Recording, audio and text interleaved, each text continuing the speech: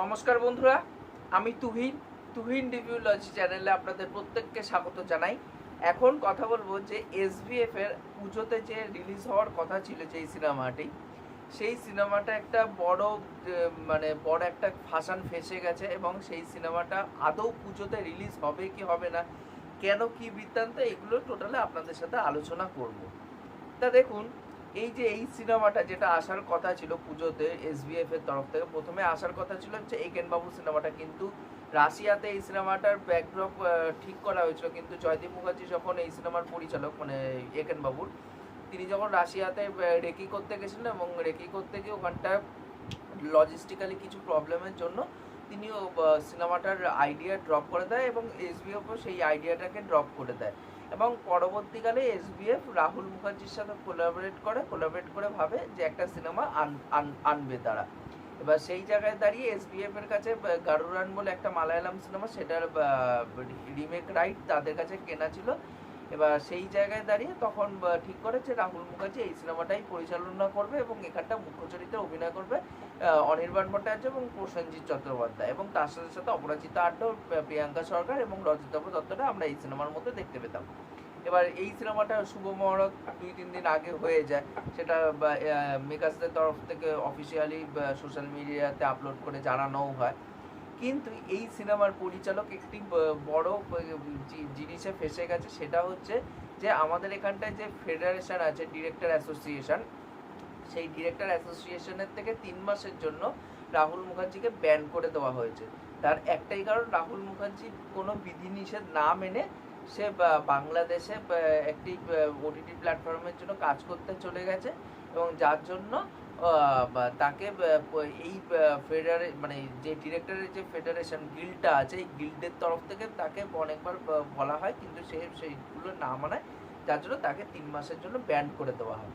এবার সেই জায়গায় দাঁড়িয়ে মেকার্সরা সেই জিনিসটাকেও মেনে নেয় এবং মেনে নেওয়ার পরে যে সৌমিক হালদার এই সিনেমার যে ডিওপি, সৌমিক হালদার এর আগেও ডিরেকশনে কাজ করেছে, বিবাহ অভিযান এই সিনেমাটা পরিচালনা করেছে এবং ওটিটিতে যেসব ব্যোমকেশ এসেছিল অনির্বাণ ভট্টাচার্য, সেগুলোও তিনি পরিচালনা করেছেন 2-1টা।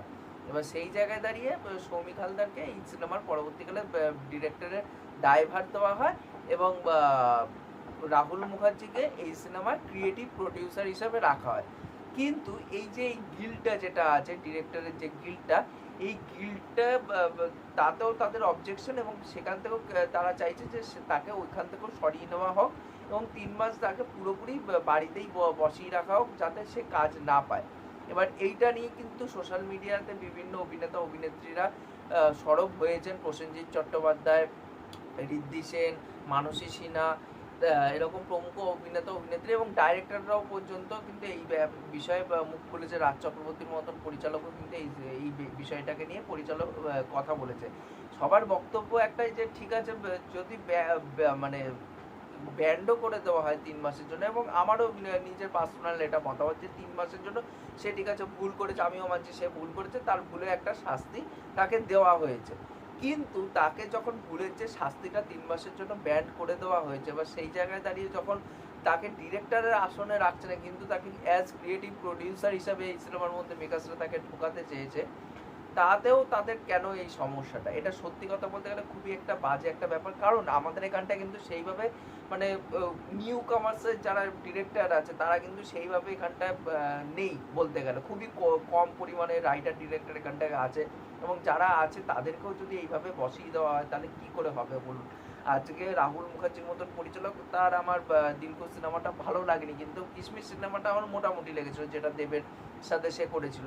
কিন্তু তার যে একটা সামনের দিনে আরও যে গ্রোথ হতো এবং এসবিএফ এর মতন প্রোডাকশন তাকে ব্যাকিং করছিল এবং পুজোর মতন একটা স্লট তাকে দিচ্ছিল এবং সেখানটা দুইজন তাবড় অভিনেতারা কাজ করছিল, অনির্বাণ ভট্টাচার্য এবং প্রসেনজিৎ চট্টোপাধ্যায়, বা সেই জায়গায় দাঁড়িয়ে তাকে এইভাবে সরিয়ে দেওয়া ক্রিয়েটিভ প্রডিউসারের আসন থেকে, সেটাও কিন্তু কোথাও না কোথাও কি খারাপ, কারণ তার হয়তো কিছুটা হলেও ইনপুট থাকতো, হ্যাঁ সে ডিরেকশন দিতে পারতো না ঠিকই, কিন্তু ইনপুটটা সে হয়তো কিছুটা কিছুভাবে দিতে পারতো।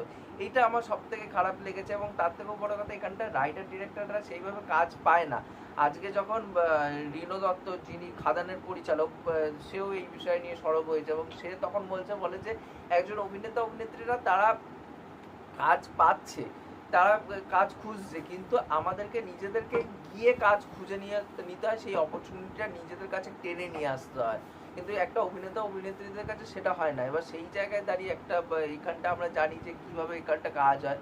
এবার একটা ডিরেক্টর রাইটার তো সেই হিউজ চাঙ্ক অফ মানি পায় না, যেটা বলিউডে পাচ্ছে বা সাউথের রাইটার ডিরেক্টররা পাচ্ছে, বাট এখানটা তো সেই ডিরেক্টররা পাচ্ছে না সেই পেমেন্টটা। এবার সেই জায়গায় দাঁড়িয়ে তাদেরকেও তো কাজ করার সুযোগ করে দেওয়া হবে। এবার এসবিএফ এই জিনিসটাকে মাথায় রেখেই কিন্তু তাকে সে যেহেতু কাজ করে যেতে পারে, কারণ তাকে এই সিনেমার মধ্যে যুক্ত করানো হয়েছিল, এবার সে এই কাজ করে যেতে পারে, যার জন্য তাকে ক্রিয়েটিভ প্রডিউসার হিসাবে কিন্তু রাখা হয়েছিল। কিন্তু এই জিনিসটাও তাদের পোষায়নি এবং তারাও পুরোপুরিভাবে এই জিনিসটা খারিজ করে দিয়েছে। এবং আমি মহেন্দ্র সোনির একটা পোস্ট দেখছিলাম এবং এই নিয়ে কিন্তু মহেন্দ্র সোনি ছাড়াও কিন্তু অন্যান্য যারা প্রডিউসাররা আছে তারাও কিন্তু মুখ খুলেছে। আর তার থেকেও বড় কথা, মহেন্দ্র সোনি একটা পোস্ট দিয়েছে, পোস্ট দিয়ে দুপুরের দিকে একটা জানিয়েছে যে ব্যান্ড দ্য এন্ড, এটা বলে কিন্তু মানে ছেড়েছে। কারণ এখানটা কিন্তু এসবিএফ চেয়েছিল যতটা সম্ভব যাতে দুইজনের মধ্যে একটা মধ্যস্থতার সম্পর্ক নিয়ে আসা, কিন্তু সেটা হয়নি আলটিমেটলি। তার জন্যই হয়তো, কারণ তারা এই ব্যান্ড করে দেওয়ার পর ক্রিয়েটিভ প্রডিউসার হিসেবে আনার পর সেটা নিয়েও কিছু জলগোলা হওয়ার পরও সে চেয়েছিল যে ফেডারেশনের সাথে কথাবার্তা বলি কিছু একটা যাতে করা যায়। কিন্তু আমার যেটা মনে হচ্ছে, কারণ ওই পোস্টটা থেকে আমার যেটা মনে হচ্ছে ফাইনালি, যে হয়তো পুরোপুরিভাবে এটারে নাকচ করে দিচ্ছে, তাকে ক্রিয়েটিভ প্রডিউসার হিসেবেও রাখতে বারণ করে দিচ্ছে হয়তো এই ফেডারেশনের তরফ থেকে। তার জন্যই হয়তো এই ব্যান্ড দ্য এন্ড এই শব্দটি তিনি পোস্ট করে হয়তো জানিয়েছেন। এটা অন্য কোনো মানেও হতে পারে, বাট আমি যেটা এখন অ্যাজাম্পশন করছি সেটাই আমি আপনাদেরকে শেয়ার করলাম। তা এটা নিয়ে আমার সত্যি কথা বলতে গেলে খুবই খারাপ লেগেছে যে ঠিক আছে, সে দোষ করেছে, তাকে দোষের শাস্তি দেওয়া হচ্ছে, ঠিক আছে। কারণ রাহুল মুখার্জি নিজে সরি যে নোটটা হয় সেই সরি নোট লিখেছে, বাট সেটা তো কোনো লাভ হয়নি, ঠিক আছে। তাই সে দোষ করেছে, তাকে শাস্তি দিলেন, কিন্তু অ্যাজ ক্রিয়েটিভ প্রডিউসার হিসেবে সে তো আর ডিরেকশনে আসছে না। এবার সেই জায়গায় দাঁড়িয়ে অ্যাজ ক্রিয়েটিভ প্রডিউসার হিসেবে সে যখন থাকছে একটা সিনেমার মধ্যে যুক্ত, তাকে সেইভাবে থাকতে দেওয়া উচিত ছিল বলে আমার মনে হয়।